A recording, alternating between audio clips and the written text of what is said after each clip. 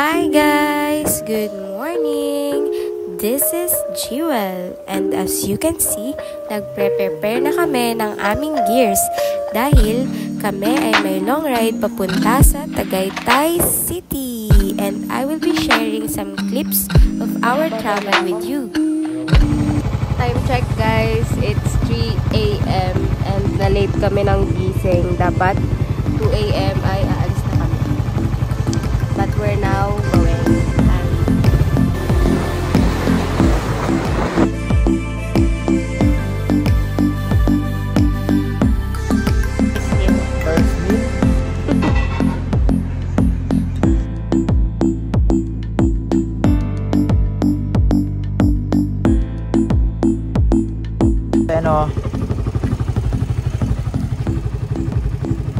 Ang galing niya, POV ko siya.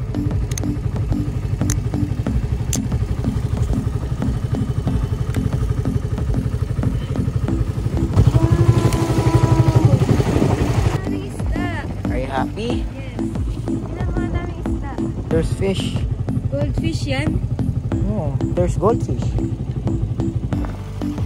So yun na nga guys. Kami ay haggard at medyo nawala ng nababawasan ng hope kasi paulan-ulan. But God never disappointed. Look at the view. God will never disappoint.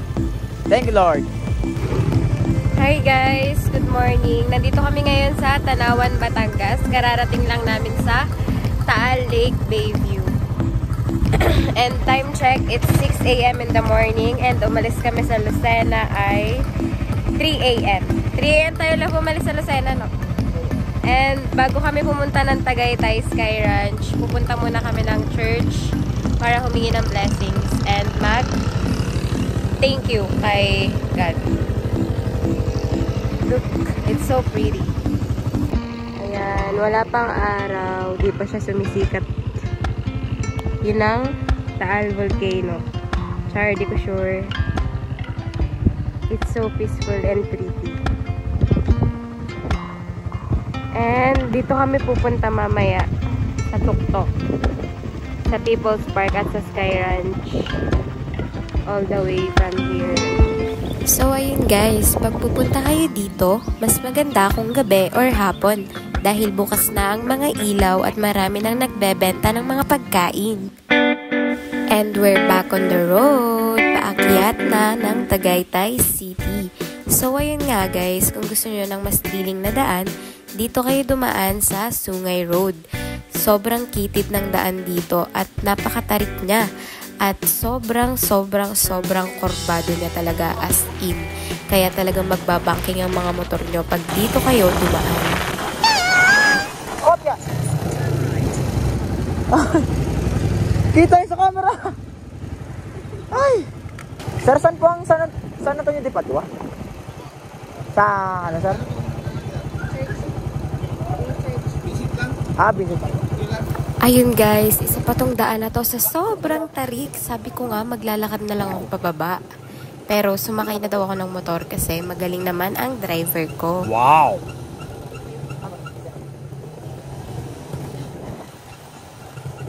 Hi guys, nandito na kami sa San Antonio de Padua Church sa Tagaytay City. And close siya pero magpe-pray lang kami ng mabilis. Then punta na kami ng Sky Ranch. Tingnan nyo, ang ganda ng view dito.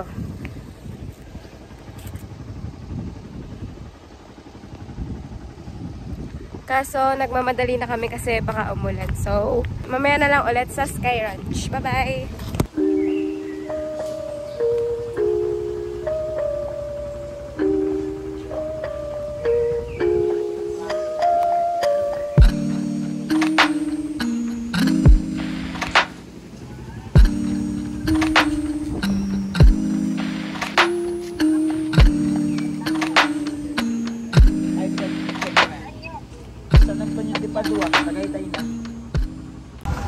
Hi guys! Nasa Picnics Grove kami ngayon kasi sarado pa sa Sky Ranch. So, ayun guys, dahil mahaba-haba yung mga clips at videos ko dito sa Picnic Groove, gumawa ako ng isa pang vlog at dun ko inilagay yung mga tips at mga details tungkol sa lugar na ito para pagpupunta kayo, alam nyo na. At para makakuha rin kayo ng mga tipid tips, ilalagay ko na lang sa comment section ang link ng vlog. Oh my God guys! We're here at the Sky Ranch. Love, say hi! Hi! So guys, ganun din dito sa Sky Ranch at saka dun sa pinuntahan namin sa People's Park. Gumawa din ako ng separate na vlog. Hi guys! We are here at the top of the People's Park. Yeah, this is the view. We are on top of the world. Yeah.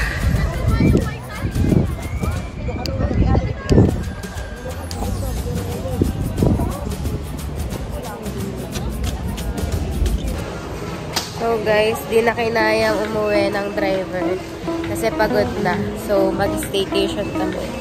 And nag-grocery kami ngayon. Pagod? So tired. Ubos ang energy. Sacrifice. Must. Meron pa tumawag ko, gusto mo ba? Ay, mali. Ito. Ito yung dilaw. So, ayun guys, ang dinner namin kagabi ay noodles. Tapos, ngayong umaga, noodles na naman ang breakfast namin. Kasi nagtitipid kami dahil may dadaanan pa kaming isang church mamaya, which is biglaan, kaya hindi namin siya naisama sa budget namin. So, ngayon, bago kami umalis ng tinuluyan namin, pumunta muna kami dito sa rooftop, sa overlooking view. Dapat pupunta na kami dito kagabi kasi manonood kami ng city lights. Kaso sobrang pagod na kami dahil pagkagaling namin ng People's Park, bumalik ulit kami sa Sky Ranch para i-claim yung ticket namin sa train. Ayan, kitang-kita mo dito sa rooftop view yung Taal Lake.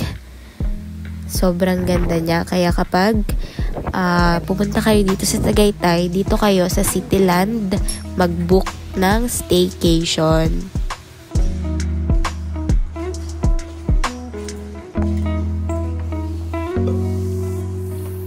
Kung balak nyong magstay dito sa Tagaytay, piliin nyo ang Cityland dahil 1,300 lang dito ang stay per night.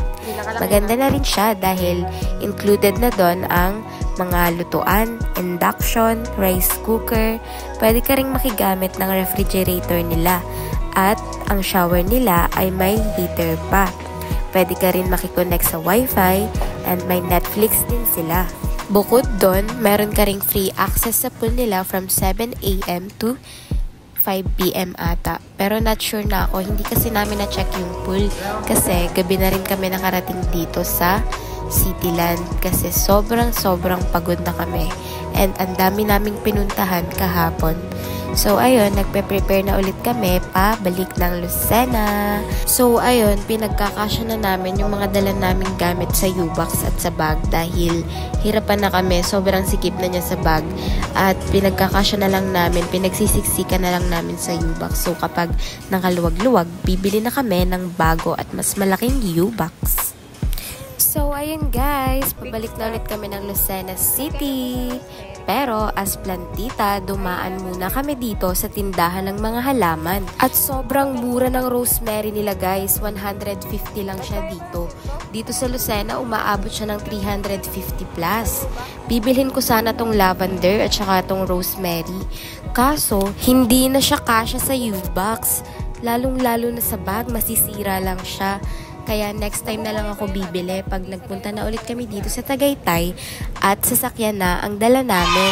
Tinanong ko rin kay ate kung pwede ba yan mabuhay sa mga maiinit na lugar kagaya ng Lucena at pwede daw naman. So ngayon, nandito na kami sa daan papunta ng Calieruega Church. Dito na kasi kami umikot sa may Lemery, Batangas kasi gagawin namin ang Taal Loop. Lahat ng madadaanan namin na magagandang lugar ay pupuntahan na rin namin dahil sayang naman kung hindi, di ba? Hi guys, we are at Calieruega Church.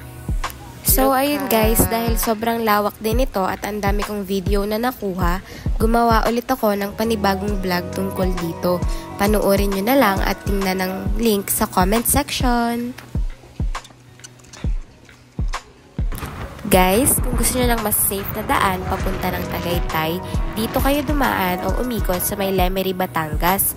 Madadaanan nyo rin dito yung castle na hanggang dun ka lang sa labas pwede magpicture. Bawal pumasok.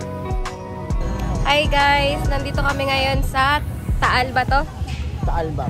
Sa Taal, and pinuntahan namin yung pinakamalaking simbahan sa Asia ata or Southeast Asia. Ang pangalan ng church ay Taal Basilica. yan. Naay, guys. Malaki talaga siya. Pinakamalaking church pala siya sa Asia. Naay, tingnan ninyo. Woo! Very big. Malaki talaga siya. Di siya kinakayang point. Ayan.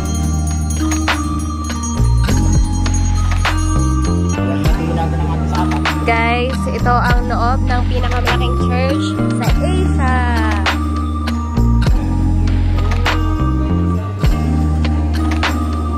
I think Spanish style. Tapos na po ba ang wedding? Tapos na po ang wedding? Ay, meron pa pala. Guys, hindi kami nakapasok sa loob ng largest church of Asia kasi may kinakasal. Ano babo? Ang galing oh. Ang galing yung pavement nila oh.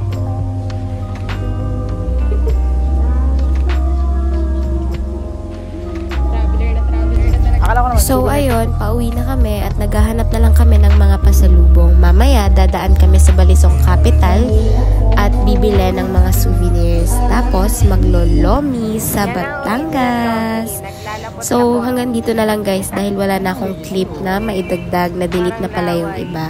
Bye bye!